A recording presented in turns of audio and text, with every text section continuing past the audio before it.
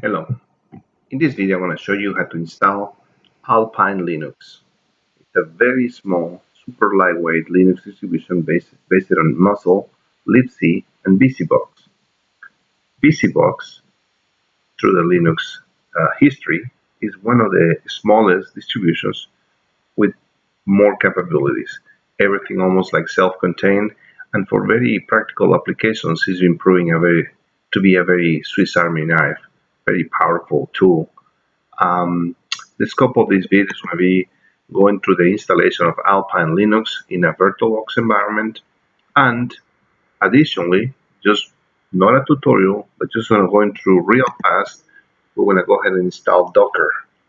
Docker is a platform to containerize applications, all the binaries, everything packed together into this single, secure, non-manageable, non-modifiable container, which actually can be used to propagate applications, including from the operating system, the binaries, and everything, and even scale up to different levels.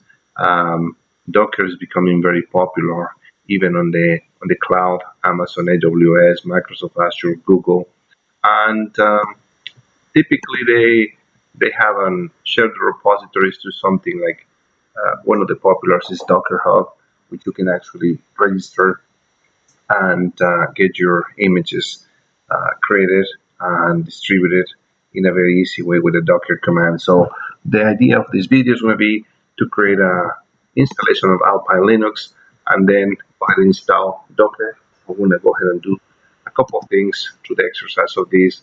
We're going to go ahead and run the updates on the applications. We're going to install Docker on the new Alpine Linux. We're going to go ahead and do start the application. We're going to create an image in Alpine Linux based on the Alpine. So basically, we just do a search from the repository and download Alpine. We want to actually attach. We want to modify our um, custom container. I want to actually create our own container based on that. We actually want to go ahead and save it. Eventually, want to remove it and delete it to prove the concept and go forward. So, without any other further ado, let's go ahead and get started. The first thing, I want to use VirtualBox. It's going to be create a new machine. Um, Basically, I want to call it Alpine, and I want to assign 2 gigs of RAM. It's more than enough. I want to create it. Yes, I want to create it dynamically allocated. For the scope of this exercise, I will put 10 gigs dynamically allocated. I don't really think I need a lot more. Just for the scope of this exercise, I'm going to put 10 gigs. It could be smaller, probably could be even depending on the size of your image, but typically doesn't really take a whole lot. I'm selecting a previous downloaded ISO image from the Alpine Linux, and it comes with a bootable device, with a bootable engine. I'm going to change my screen so you can actually see it better. Let's see, 150% is fine for now. Can probably try to make it a little bit bigger just to go for the scope of this.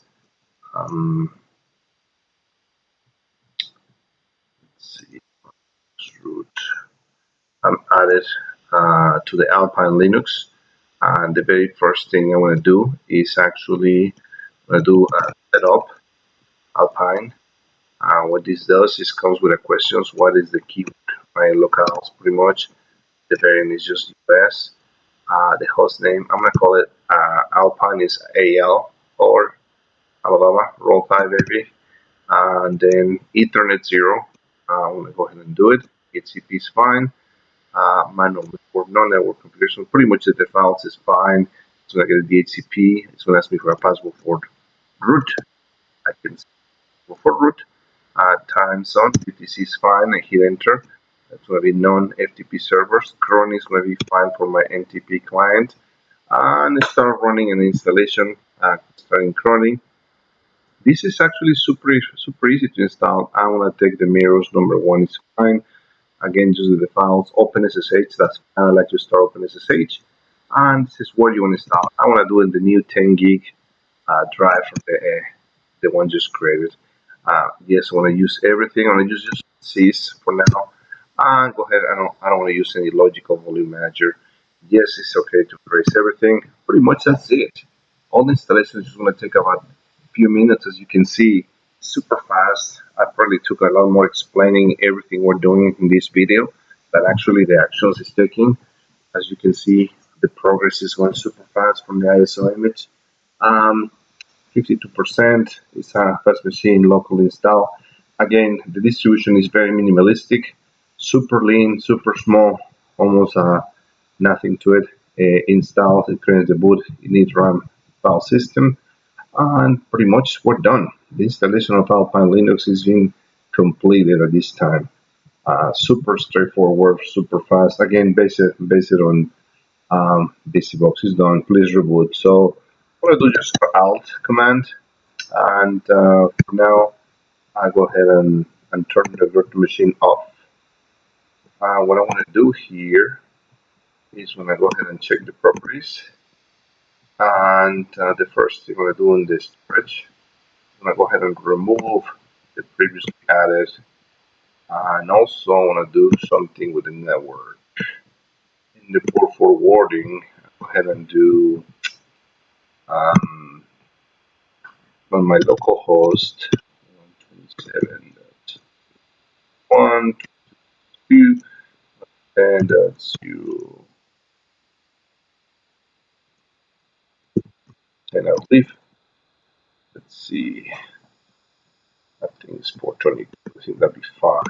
So we don't have the image anymore. We should be able to start the Alpine Linux from the just recently installed OS. It should be able to Linux LTS. That's fine.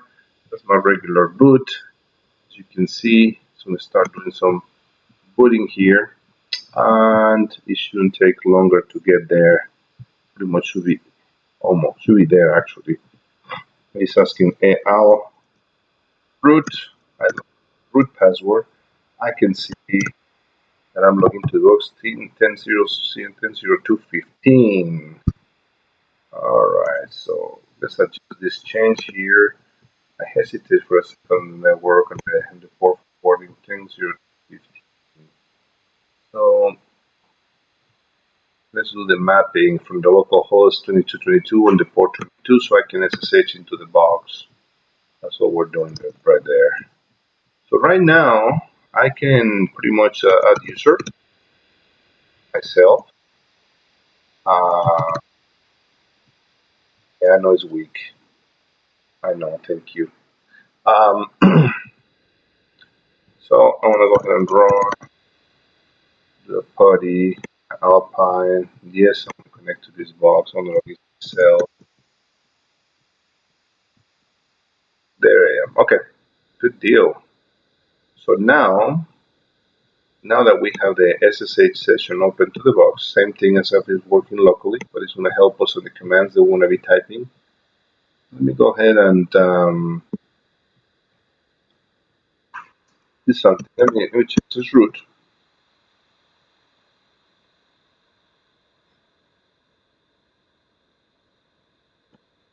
So checking the ETCOS release, you can see it's an Alpine Linux version 312. If I check the consumption of memory, you can see that actually using 59 megs of memory, almost nothing out of the 2 gigs that I assigned. The partitions actually, you can see very clearly that create 3 partitions on installed devices, the A1, 2, and 3. Devices, the A2 old-fashioned makes it a swap partition as the A1 is the size of 100 megs, which is only used for boot. That's what we have for boot. And the last partition is for the rest of the data, which could be smaller, right? We're only using 27%, about 22 megs. So as you can see how small it is, about 893 megs. But I did this on purpose just to go ahead and add more packages. So right here you can see I have basic commands, stop, ink. It works fine for a basic install. Stop is not there, but I have the apk command add stop, and for the most part, it's fast. I can add packages. However, If I wanted to do some other package like uh, let's say Docker, I'm not gonna be able to do it. So if I do apk Docker, I found that actually there's an error unsatisfiable constraint. So what I can do is actually to fix this issue, I can do bcfk repositories. The second part, which is the community, I can comment it. Once I get it commented, as you can see, I can actually do APK add Docker and voila, start working his magic right away, start installing all the Docker dependencies and everything that is required. It's going to go ahead and satisfy and have this install in no time. So as you can see, that's all she wrote. I can actually, as a good practice, I can do APK update if you needed to, APK upgrade if you feel to do so. Everything looks fine right now. So we're covering this part, application update, upgrade. Let's go ahead and do the RC update at Docker on boot if we need to. Found a couple of things that did not stick. Need to check into that. Apparently looks like it did it, but for some reason sometimes it shows it does not. I'll go ahead and do the service Docker start. So that will actually get the service Docker started. I want to clear the screen as well. So we can start. We can do the Docker images. And this will display what we have. Absolutely, we have nothing, right? Of course, it's expected.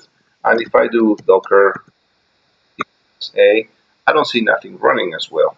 Nothing on names or nothing. So with that said, I'll expand a little bit more my, there you go.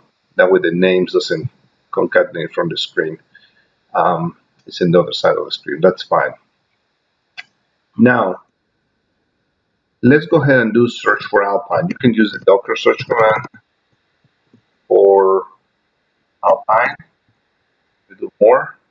And you go ahead and look for everything that actually matches the Alpine. You can now have an Alpine and some of the repositories that some folks have been posted, installing some variants like Java, Git, Mongo, and some things pre-configured. Somebody created their own containers based on the first one and just submitted as a part of the contribution to the open source community. You can actually do something like Ubuntu, and we'll see what else have the community has been submitted for Ubuntu. You can containerize the whole thing. I don't know if there's something I'm looking for. CentOS. And sure enough, there's actually some community right there.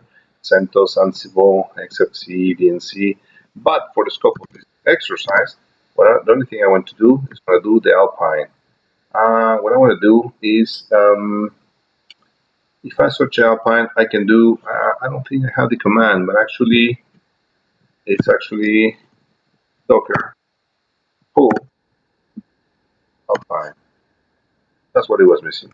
Okay, so I can go ahead and do Docker pull and Alpine. And what it does is going to go to the size.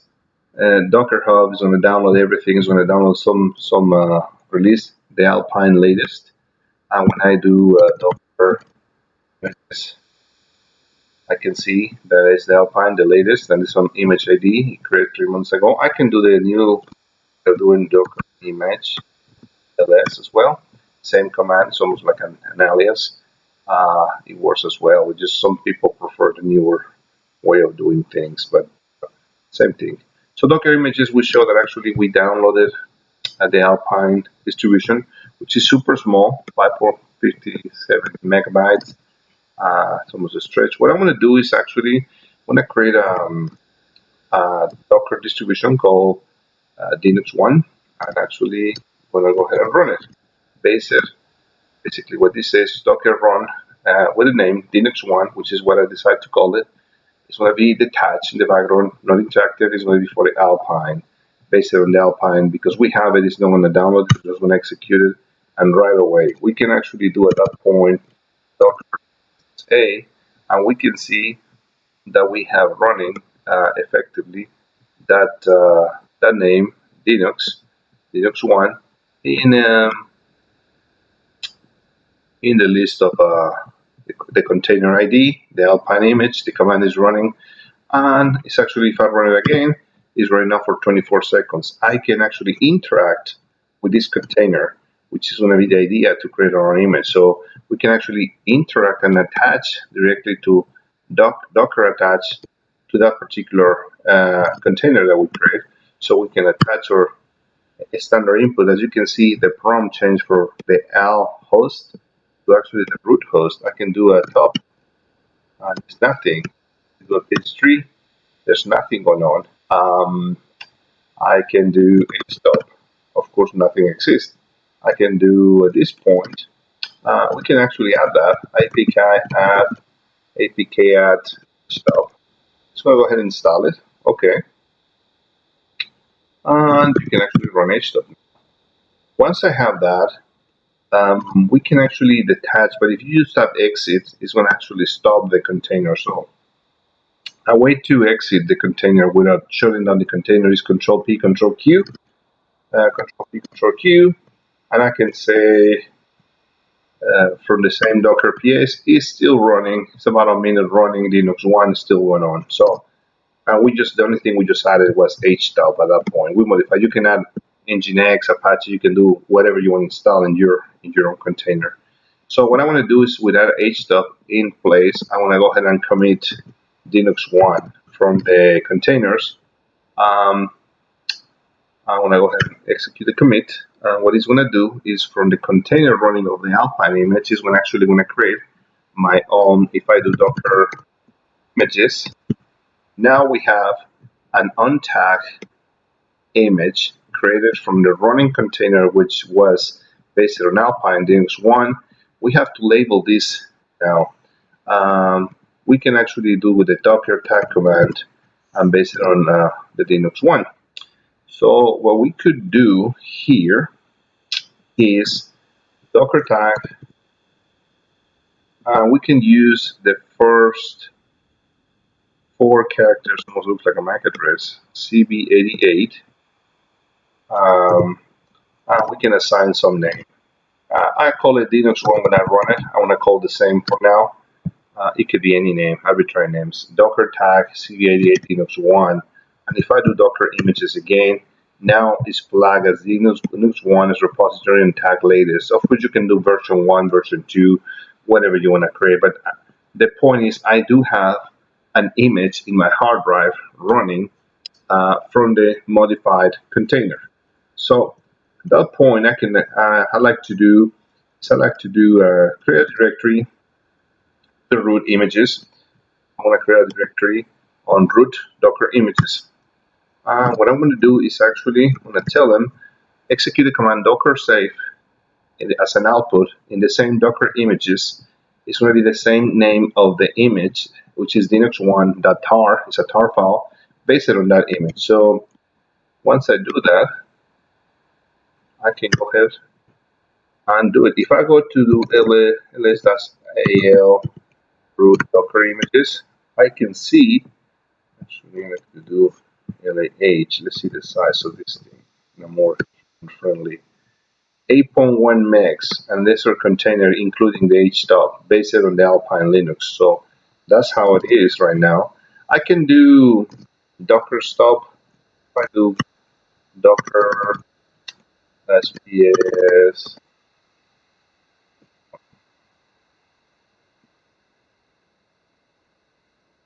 I can do Docker stop Linux 1.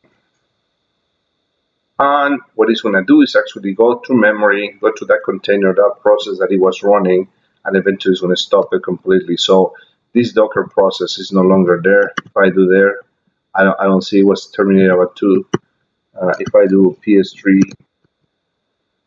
you can see that actually there's only the daemon. The one is actually running. We're not having any other instance running in the operating system. So I can stop the process. Now, if I do the Docker images, or image less, I can see that my image still exists. So what I can do is I can delete it. I can do with a command docker remove image Linux 1. And if I do that, it goes deleted completely. I can actually list, and I only have the original Alpine image. Okay, great. I stop the container. I delete the image. There's no way I can start it. However, I can recover it because I have a tar file. So what I can do is I can do docker load. It's going to be from the folder that we put it, the Linux 1.tar, and it loaded. If I do the Docker images, there you go, it's back. From that, I can actually, similar to that process when I started, when I run, I can do a modified version of this command, like I could call it any other arbitrary name. You can actually start out Linux 1. Let's call this one Linux 2, which is the or modified version. It's going to be docker run, and it's going to be the name Linux 2. It's going to be based on the detach, based on the Linux 1. If I give it a shot, my PS3, it's going to show that effectively now I have a container running. I can actually effectively be that this is actually going on. We can do the docker PSA. You can see the container ID, the image, the one is running, and actually we can see the one it was exit a little while ago, and the one is running 18 seconds as Linux 2. So it's actually running in the bean shell. I can interact with the shell, which is exactly what I do. What we want to do, we want to docker patch Linux 2 in this case, and to htop. Voila! There's install the package that we want to control Q, escape sequence, and the process is still running. So there you go, folks. That's a nice way to create your images, to create your own containers, to export it. Now, whether you decide to put it and to push in a repository like Docker Hub or something else, you can see how you can actually customize your own container, backup and save your own container in tar files. All the binaries, everything is in that secluded information. For my particular case, I have a user case to have a containerized application in some 9300 Cisco switches to actually be close to the network and do some specific functions that I need to do. But that's the reason why I wanted to get into this. How can we have the smallest image containerized, which actually can run? Lucky for us, in my user case, Cisco systems has enabled on the 9300 layer 3 switches the capabilities to run containers, which is beautiful. It's really liquid gold. That's what I'm trying to do. I wanted to share some of this in terms of the images. Hopefully you find it useful, and stay tuned. Hopefully you enjoyed. Thumbs up. Stay careful out of this COVID, and roll tide in his first game 2020. Thank you.